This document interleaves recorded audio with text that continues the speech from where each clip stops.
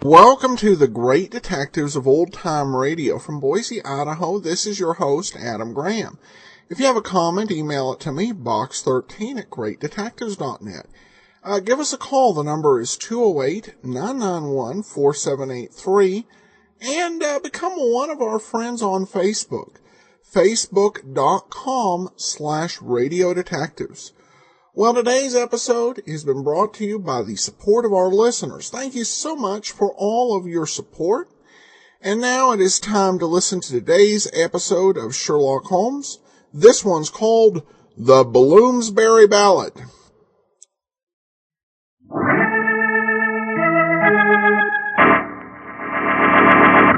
From New York City, the makers of Clipper Craft Clothes for Men and more than 1,200 leading retail stores from coast to coast present that immortal character created by Sir Arthur Conan Doyle, the world's most famous detective, Sherlock Holmes, starring John Stanley.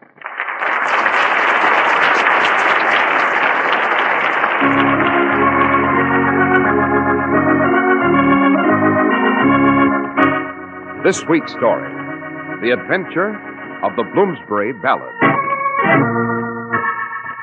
Holmes, why the deuce are we prowling around inside this deserted old house? To observe, Watson, and perhaps to meet an occupant. Confound it, Holmes. The place has been empty and boarded up for 30 years. No one lives here. So, no one lives here, Watson. Listen.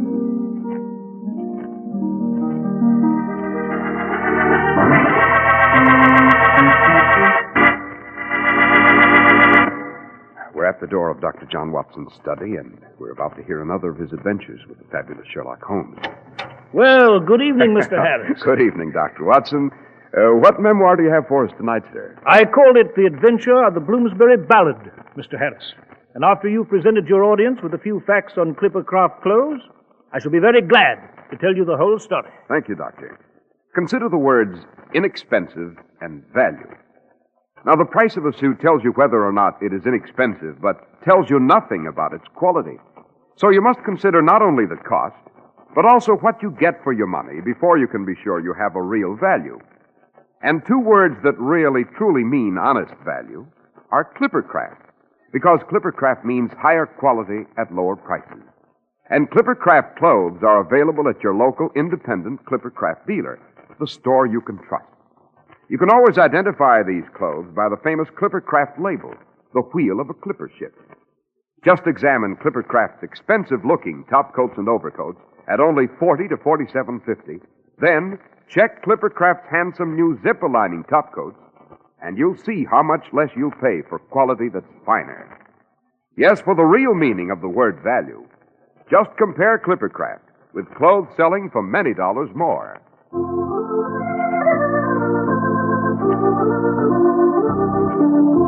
And now, Dr. Watson, what about the adventure of the Bloomsbury Ballad? Well, Mr. Harris, it took place just before the turn of the century, in December of 1899. And this time, Holmes and I became involved through an old and personal friendship of mine. On Bloomsbury Square here in London stood a once imposing townhouse, which for 30 years had been empty and boarded up. Perhaps, Mr. Harris, I'm getting ahead with my story. It actually begins in the legal office of the Honorable Reginald Dudley, solicitor, on Chancery Lane near the Temple. One afternoon, Mr. Dudley received an unexpected visitor. So, you don't recognize me, Mr. Dudley? Look here, my dear sir. I'm a very busy man. You've come to my office without an appointment. I assure you that I haven't the faintest idea who you are. Then let me refresh your memory, Mr. Dudley. 30 years ago, a financier named Sir Percy Whitford owned a great house on Bloomsbury Square. He had two daughters, the eldest Elaine, the younger Elizabeth, a beautiful girl with great talent at the harp. Elizabeth, incidentally, married a man named Arthur Harvey. Shall I go on? Yes, go on. Sir Percy Wickford became involved in some illegal financial scandal, and the family was disgraced. Arthur Harvey, because of the stain on the family name, left the Wickfords, vanished. And Sir Percy, with his two daughters, fled England, sailed for Canada. You seem to be well informed so far, my friend. I am indeed, for reason you shall learn later. But proceed. The vessel carrying the Wickfords went down off Ireland, with no survivors. The residue of the Wickford estate, some £50,000, and the old house, is now being administered by yourself as solicitor. That is true. But since there are no living relatives of the Wickfords, the old house goes up for auction next week, and the money disposed of at my discretion. Now, Mr. Dudley, that is where you're mistaken. What do you mean? There is a living relative of the Wickfords. Oh, indeed. Who? Myself. I am Arthur Harvey. You are Yes, Arthur... Mr. Dudley, and I have the credentials to prove it. As the husband of Elizabeth Wickford, deceased, I am the sole heir to the Wickford fortune.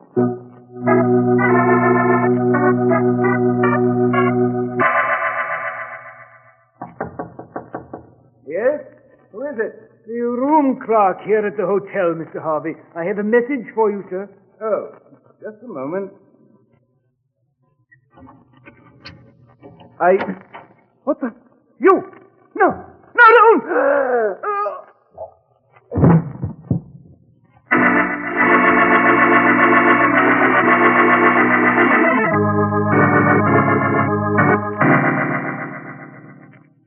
By Jove, Holmes. What is it, Watson? Well, according to the Morning Telegraph here, a man named Arthur Harvey, recently returned from India, was stabbed to death in his rooms at the Travellers' Club on Pall Mall yesterday evening. The official police have no clues to the identity of the mysterious assailant. Indeed, a most regrettable affair, no doubt. What is it, Watson? You look a bit upset. Well, Holmes, I knew Arthur Harvey many years ago in India. We fought through the Afghan war together. Indeed, he saved my life from the Ghazis near Kandahar. Really? You know, I recall his telling me he was the sole member by marriage of the now extinct Wickford family on Bloomsbury Square. I see. And so you would like to catch his murderer and avenge his death? Yes, Holmes, I would indeed. In that case, Watson, let us proceed at once to Pall Mall and the Travellers' Club.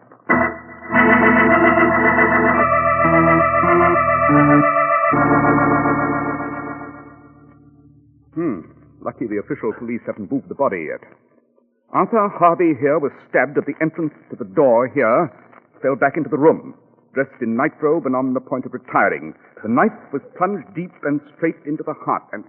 Aha! What is it, Holmes? Note, Watson. Observe on the dead man's nightrobe a tiny bit of yellow paper in the shape of a star. What about it? This is a bit of paper clipped by a railway ticket collector's punch. You mean Harvey here was riding a train just before... No. The killer was riding a train before he came here, Watson. This bit of paper from the ticket collector's punch clung to his coat. When the assassin stabbed Harvey, the paper remnant was transferred from the killer's coat to Harvey's nightrobe in the close contact. Now then, Watson. Yes, Holmes? I recall reading that the Wickford house on Bloomsbury Square is up for auction next week with a solicitor named Reginald Dudley as administrator. That is correct. Add to that the fact that Arthur Harvey here was the legitimate heir to the property, and we have an intriguing problem. By Jove, Holmes, you're right. Quite. But now suppose we divide forces. You investigate the origin of this ticket punch with the London railway system, and I shall pay a call on Mr. Dudley.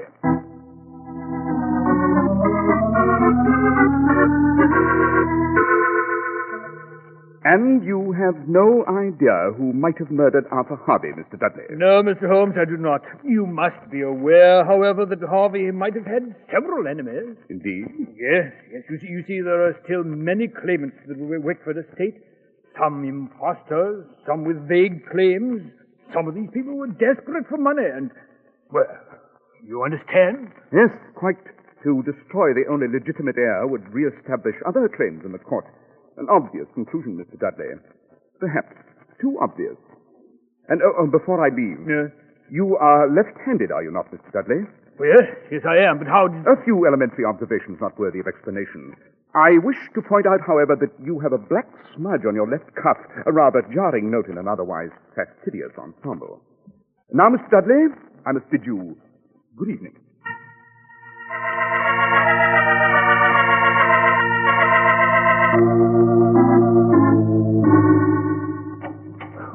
Watson, any results? Holmes, I've been running around London like a madman trying to trace down that ticket punch. I've been to every railway station above and under the ground. Oh, come, man, get to the point. Did you find the origin of that ticket remnant? Yes, Holmes, I did. It was used last night by a collector on the Central London Railway. And he used that particular ticket punch between the stations of the British Museum in Bloomsbury and Chancery Lane. Bloomsbury to Chancery Lane. Capital, Watson. You've completed a first-class bit of investigation. We're making excellent progress. Come, let's be off. Where to, Holmes? Bloomsbury Square. I should like to have a look at the old Wickford house.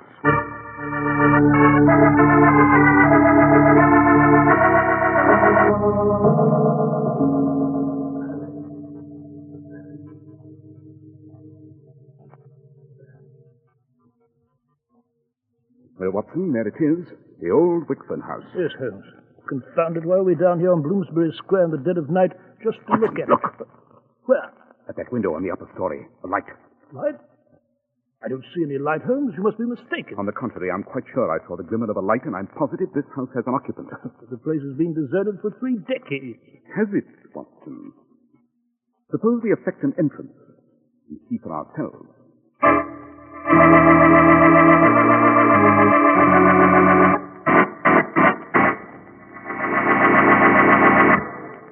Well, Dr. Watson, this is an unusual adventure. What about that light in the window of the deserted house? What happened after that? A series of very strange events, Mr. Harris. And I shall relate them to you immediately after you present a few facts on Clippercraft clothes. You may not know it, but you have a personal value scout right in your own hometown. Your private agent is the friendly independent store in your community that sells clothes with the Clippercraft label. Your Clippercraft dealer spent plenty of time seeking out the greatest clothing value your money could buy. And naturally, he chose Clippercraft. And why wouldn't he? When Clippercraft makes it possible for you to own one of the most luxurious suits you've ever seen for only $40 or $45, and a Clippercraft suit of pure worsted for as little as $45. A suit with more hand-tailoring details than you would ever expect to find at that low price. It takes great planning to give you so much fine quality for so little money. In fact, it takes the concentrated buying power of more than 1,200 independent Clippercraft dealers from coast to coast. That's why men who know insist on Clippercraft clothes bearing the Clippercraft label. So be sure to visit the Clippercraft store in your city. These leading stores in the metropolitan area are proud to add their names to Clippercraft in your suits, top coats, and overcoats. In Manhattan, John Wanamaker Men's Stores, Broadway at 8th and 67 Liberty Street. Saks 34th, Broadway at 34th. In Brooklyn, Abraham and Strauss. In Newark, New Jersey, Boulevard Men's Shop, Kresge, Newark. And in Jamaica, the B&B Clothes Shop, 16408 Jamaica Avenue.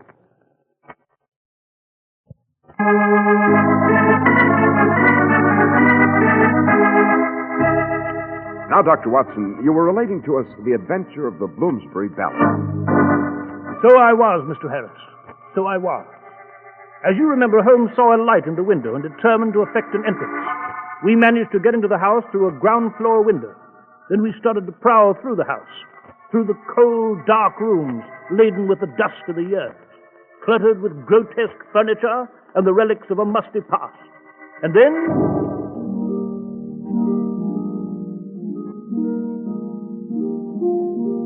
By Jove. By Jove.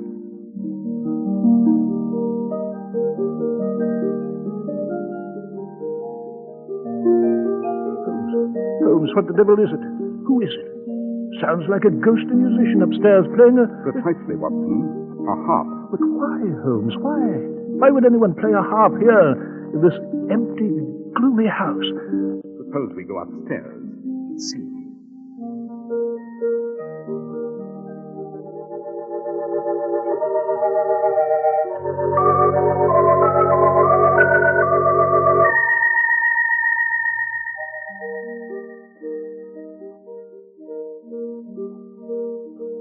Watson, music's coming from behind this door. Suppose we enter and meet our ghostly musician.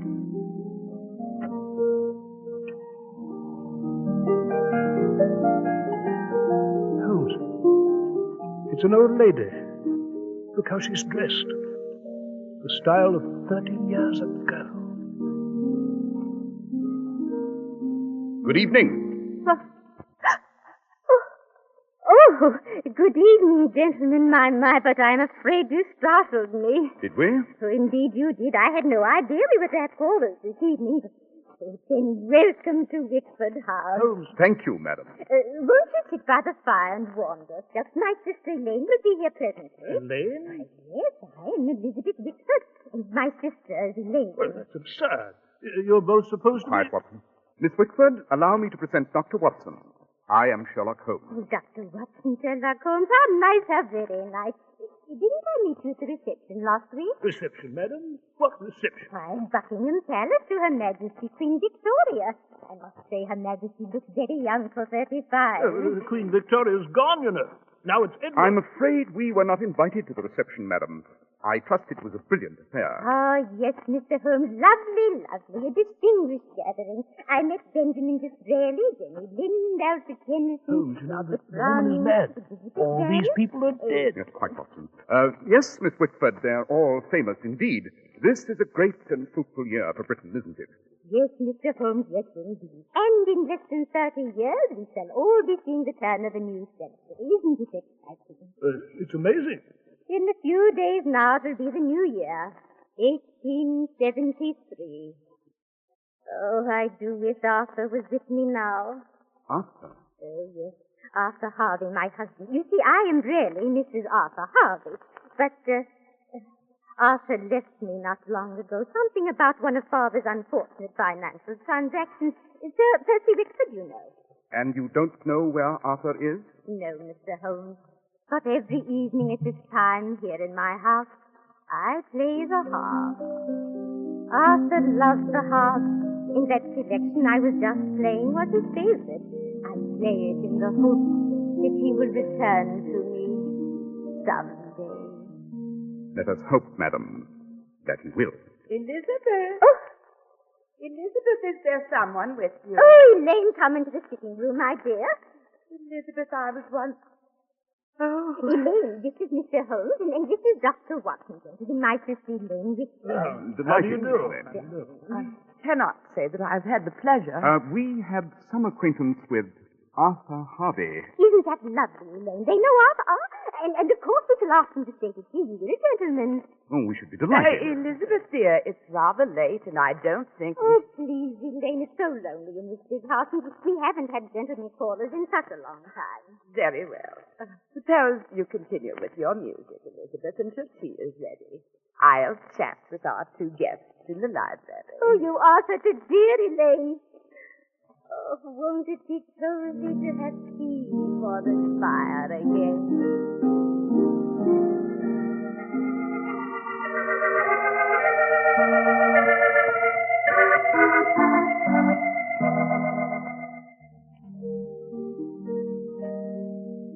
By Jove, Miss Elaine, we were sure you were dead. As far as the world knows, Dr. Watson, we are dead.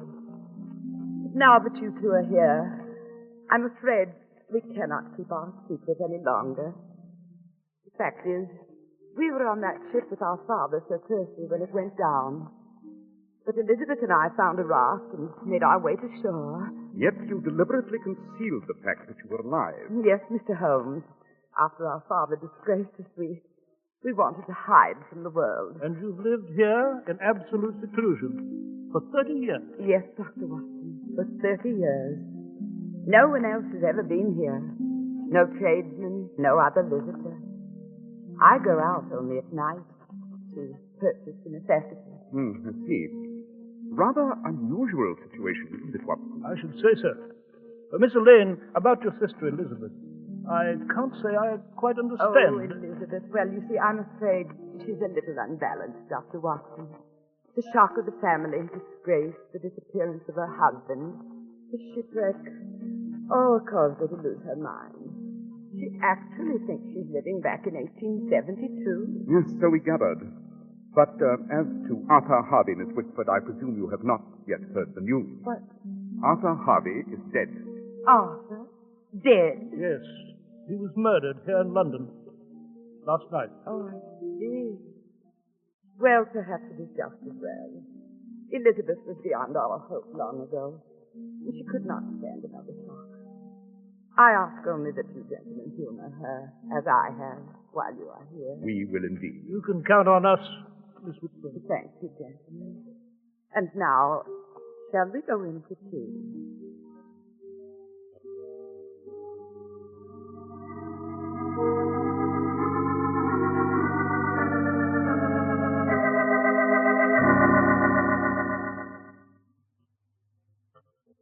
A most interesting tea, Watson.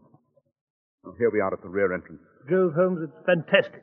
Those two elderly women living alone in this gloomy old house. Living in the past.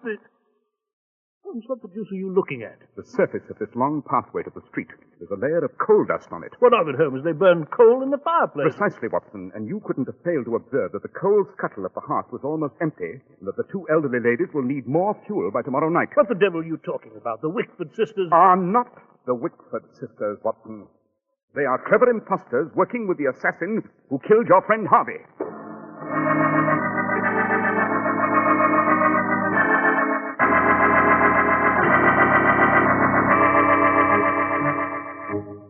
You took your time getting that bucket of coal here tonight, Dudley. I should say you did, Mr. Solicitor. You've been late with it every night. What do you expect us to do, freeze to death? Now, see here, you two. I'm sick and tired of having to carry that confounded coal up that long garden path. Oh, indeed, you're sick and tired. Yes, what about us, Margie and me, hanging about this old house, dressed up in these silly clothes, posing as a couple of balmy old ladies, the Wickford sisters?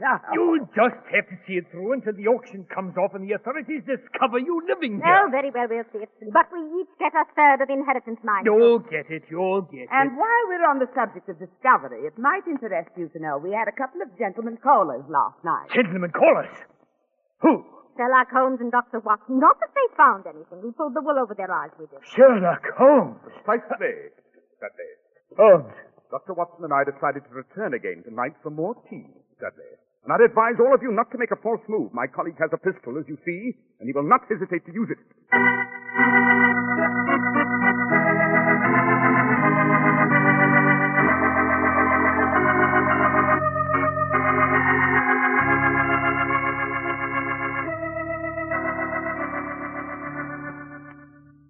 Jove, Holmes, here in our rooms at Baker Street, this whole thing seems like an unpleasant dream. The whole thing was a clever, romantic swindle, eh? Yes, quite. Dudley killed Arthur Harvey to remove the last legitimate heir. Yes, but Holmes, how the deuce did you know that Dudley... The ticket punch proved that the killer had made a train journey from Bloomsbury to Chancery Lane. And Dudley's office is on Chancery Lane. But the empty coal scuttle at the Wickford fireplace was by far the most salient clue, Watson. How? Both Elizabeth and Elaine are elderly ladies. They needed coal to heat that sitting room, and neither was strong enough to carry a full coal bucket up that long garden path. But no tradesman could have carried out the task, since the secret would be discovered. Yet it had to be a man with a man's strength. And that man had to be Reginald Dudley. Precisely. Especially since Dudley was left-handed, and since I had noted a black smudge on his left cuff when I saw him at his legal office. Holmes, for my part, well, I'm profoundly grateful to him. After all, it was my personal friendship with Arthur Harvey that... Not at all, my dear fellow, not at all. I found the adventure most invigorating. And with your indulgence, Watson, I should like to add a final conclusion to your memoirs. Yes, Holmes? What conclusion? You may quote me, Watson, as saying that, in my opinion, the violin is a much more pleasing instrument than the harp.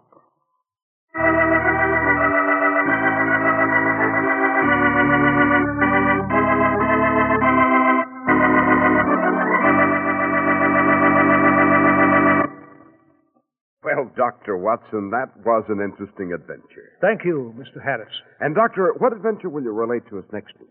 Next week's story, Mr. Harris, is called The Adventure of the Devil's Foot. It concerns some wild laughter, a lamp that burned by day, and a strange footprint in the garden.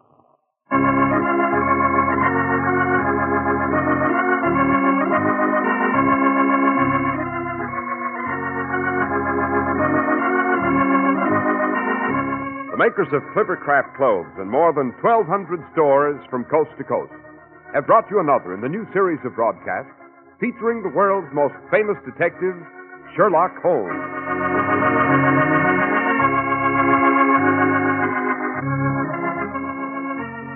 Our stories are based upon the character Sherlock Holmes, created by Sir Arthur Conan Doyle, and the program is produced and directed by Basil Lockram. Sherlock Holmes is played by John Stanley, Dr. Watson by George Selden. This week's story was written by Max Ehrlich with special music by Albert Berman. If you don't know your Clippercraft dealer, write Clippercraft, 200 Fifth Avenue, New York City. Infantile paralysis knows no mercy. It stalks the country, leaving its hideous mark on helpless little children. It must be stopped, but it can't be stopped without your help. Millions of dollars are needed, so send all the dimes and dollars you can spare to your local March of Dimes headquarters. Join the March of Dimes. Be sure to listen next week to Sherlock Holmes in the Adventure of the Devil's Foot.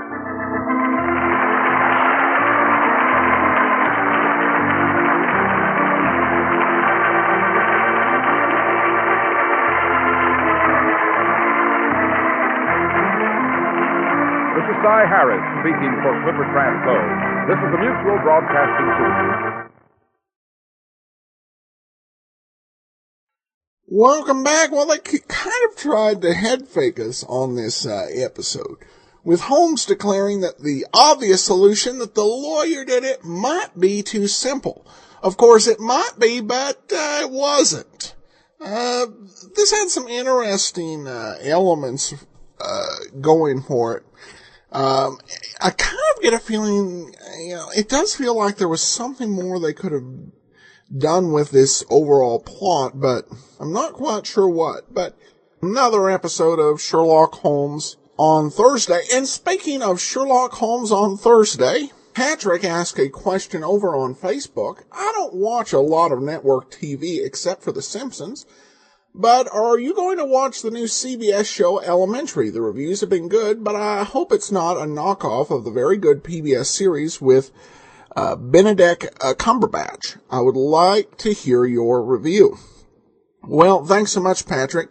I actually hadn't heard about the series in advance. When I was down at the Red Cross for a blood donation, one of the gentlemen who was taking my information, he said, you might want to check it out, because they know that I'm a fan of Columbo, because during the longer donations, I sit there and I watch a whole Columbo mystery movie. And so I came home, and CBS has it up on their website, and I watched it on Saturday. My overall thoughts on the episode, in some ways, and again, this is just based on the pilot, so the second week's episode, which I think I'll probably check out, may change my impression.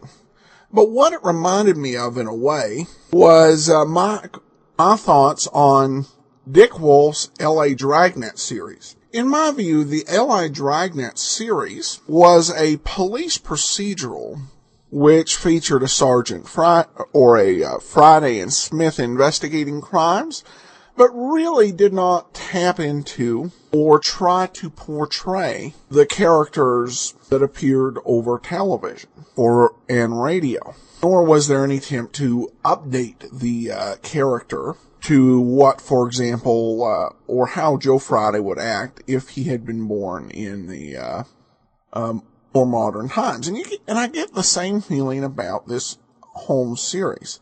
The name of Sherlock Holmes was introduced to give the show an edge. But in reality, the character is just very dissimilar. The PBS series, Sherlock, tried to imagine how Sherlock Holmes would be like if he were born in today's times. Really, there are so many disconnects. That's not really what they're trying to do. The long line of differences include things like the cases occurring in New York City rather than in London. Sherlock Holmes having a rich father owning property all around the world. Dr. Watson being a woman, and not actually a doctor, but a physician whose license was pulled, and who found herself working as a companion to Holmes, who, in this story, the television series, is a recovering drug addict. Now, to be honest, the series had much more of a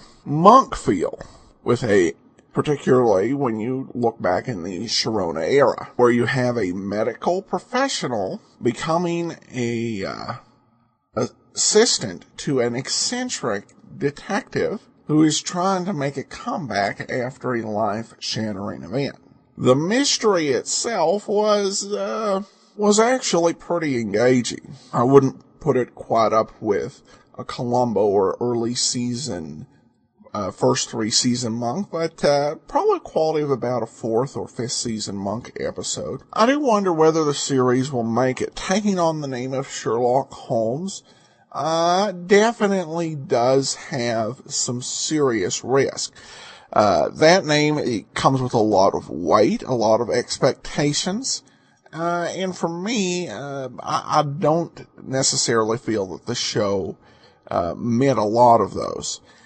In addition to that, the pilot had a few sexually suggestive scenes that may make some parents uncomfortable, though this was a pilot, and often shows will change some direction on that as the series goes on. So my honest review after the first episode, I give it about 3 stars out of 5, and wait and see what else they have on tap for us. Thanks so much for the question, Patrick. And I found it interesting they chose Thursday, which is the same day I chose to do Sherlock Holmes. And we have a comment on Podcast Alley from W. Brower.